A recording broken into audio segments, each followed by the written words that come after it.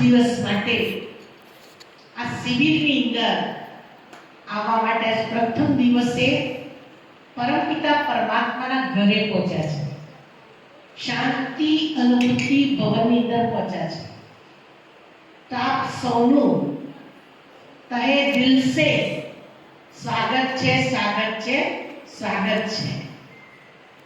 આપ સૌ શરીરથી ભલે નાના છો, પણ તમારી અંદર એવી બુદ્ધિથી તમે બધા મોટા છો. આજનું બાળક એ આવતીકાલનું નાગરિક છે. હું તો તમને આજનું બાળક ભવિષ્યનો કર્ણધાર છે, ભવિષ્યનો શ્રેષ્ઠ કલાકાર છે, ભવિષ્યનો આદર્શ સમાજ સેવક છે, ભવિષ્યનો આદર્શ ડોક્ટર છે, અને ભવિષ્યનો આદર્શ વકીલ છે, અને ભવિષ્યનો આદર્શ સાધારણ માનવ છે. અહીંયા બેઠેલા ભલે શરીરની અંદર અત્યારે આપણને ખબર નથી પડતી કે આપણે ભવિષ્યમાં શું બનનાર છે, પણ આ જે શિબિર છે એ તમારા બાલ વ્યક્તિત્વનો વિકાસ કરશે. આપણા આદરણીય નરેન્દ્રભાઈ મોદીનું એક સ્લોગન છે, આગળ વધવાનું, વિકાસ, વિકાસ ને વિકાસ. આ જેટલો વિકાસ દેશનો થયો એટલી દેશની ચારે બાજુ શું થઈ, જાગો ચલાવી. અને વિકાસ કરનાર આદરણીય નરેન્દ્રભાઈ મોદીનું ચારે બાજુ નામ ગુંજાય છે. એમ તમારી અંદરની છુપાયેલી શક્તિઓ, છુપાયેલી કલાઓ, છુપાયેલા ગુણો એનો વિકાસ કરવાનો ચાન્સ એટલે બાલ વ્યક્તિત્વ વિકાસ શિબિર. આ શિબિર તમને એટલું તો શીખવાનું મળશે કે ના પૂછે વાત. તમે 4 દિવસની શિબિરની અંદર આત્માના મૂલ્યો, આત્માના ગુણો, આત્માની શક્તિઓ અને આત્માનો તાર પરમાત્માના સાથે જોડવાથી શું પ્રાપ્તિ થાય છે એ આ શિબિર દ્વારા તમને મળશે. આ શિબિર એ સાધારણ શિબિર નથી. તમારી અંદર રહેલી અવગુણોને, તમારી અંદર રહેલા વિકારોને, તમારી અંદર રહેલી કુટેવોને, તમારી અંદર રહેલી ખરાબ આદતોને દૂર કરશે. હું 100% ગેરંટી સાથે કહું છું કે બ્રહ્માકુમારી વિશ્વવિદ્યાલયની શિબિર હાલની તારીખની અંદર ઘણા બધા બાળકો મોટા થયા, મોટા બિઝનેસમેન થયા, કોઈ મોટો વ્યક્તિ બની ગયો, પણ બચપનમાં જે શિબિર કરી છે એ સંસ્કાર અત્યારના ગ્રસ્તનો કામમાં આવે છે. કુમળું ઝાડ વાડીએ એનું વળે. તમે બધા કુમળા ઝાડ છો, અને એટલે જ આપણા ઘરની બહાર કે ખેતરમાં કોઈ છોડ રોપે ને તો બાજુમાં એક લાકડી બાંધી દે છે અને છોડની જોડે દોરાથી શું કરે છે, બાંધીએ છે. કેમ આવું બાંધીએ છે? કોઈ મને જવાબ આપશે? કેમ બાંધીએ છે? શું નામ બકા તારું?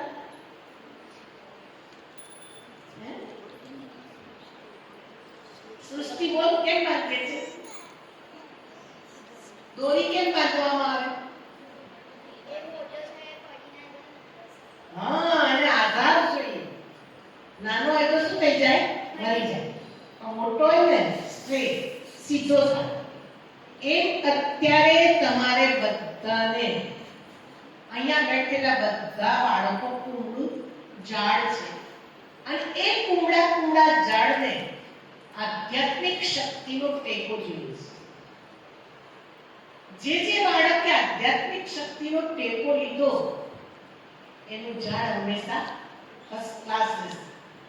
પણ જેને આધ્યાત્મિક શક્તિઓને ઓળખી જ નથી, સ્પિરિચ્યુઅલ પાવર શું છે એ જાણ્યું જ નથી, એનો વિકાસ પણ અટકી જાય છે.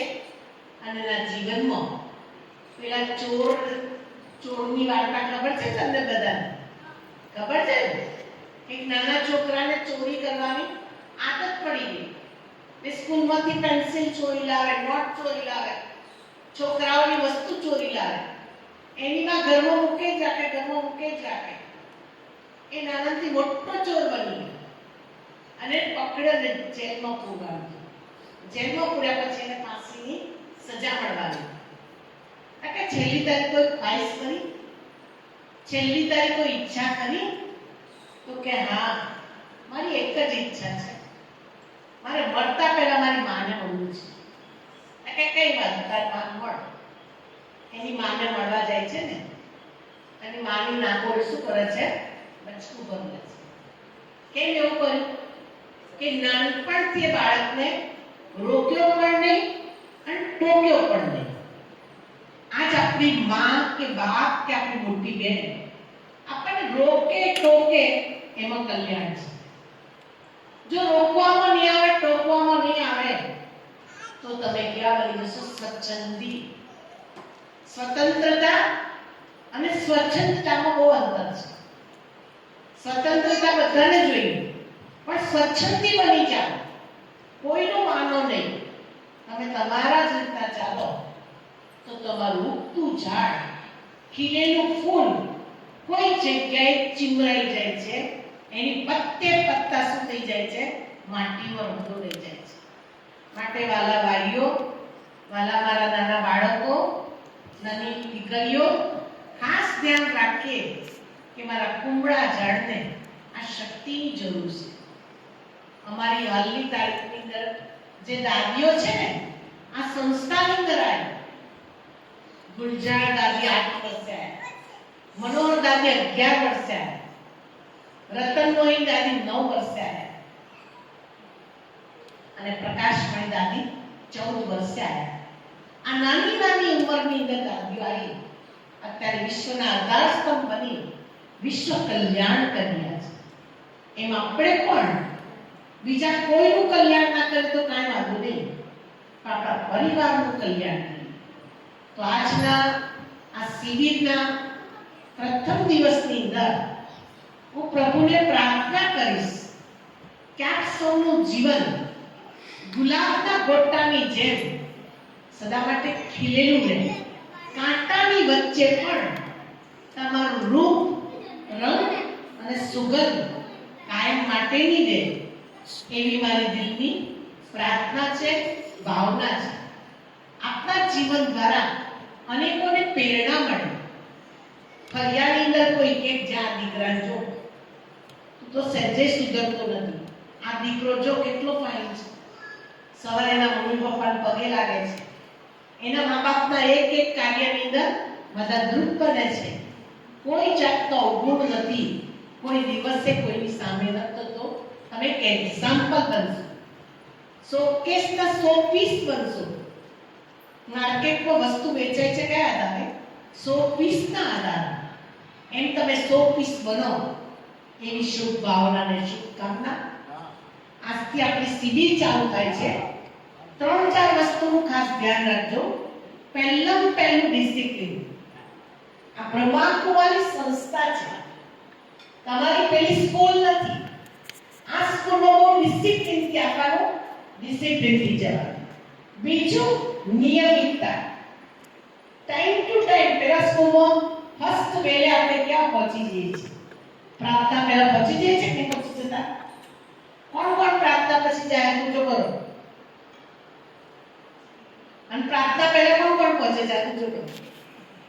મોટા ભાગના બધા. એમ અહીંયા પણ આપણો યોગ ચાલે પહેલા આપણે શું કરવાનું છે? પહોંચવાનું છે. બીજું કે તમે શિબિરમાં આવ્યા છો, તમારી સાથે ડાયરી, પેન, સારી સારી વસ્તુને નોટ કરવાની છે. અને ત્રીજું કે પાણીની બોટલ તમારી સાથે લેવાની છે.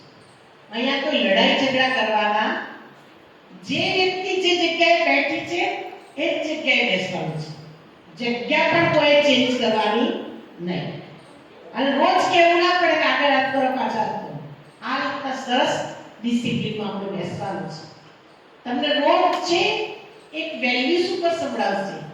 એ વેલ્યુઝ તમે ઘરે લઈ જજો અને તમારા અડોશી પડોશી, સગા સંબંધી એની સ્ટોરીના રૂપમાં સંભળાવશે, વાર્તાના રૂપમાં સંભળાવશે કે જેથી તમને લોકોને મજા આવશે. તો આટલી વાતનું ધ્યાન રાખજો. અને સવારે જેમ સ્કૂલમાં તમે વહેલા ઉઠીને જાઓ છો એટલે વેકેશન છે સૂઈ રહીએ છે એવું નહીં.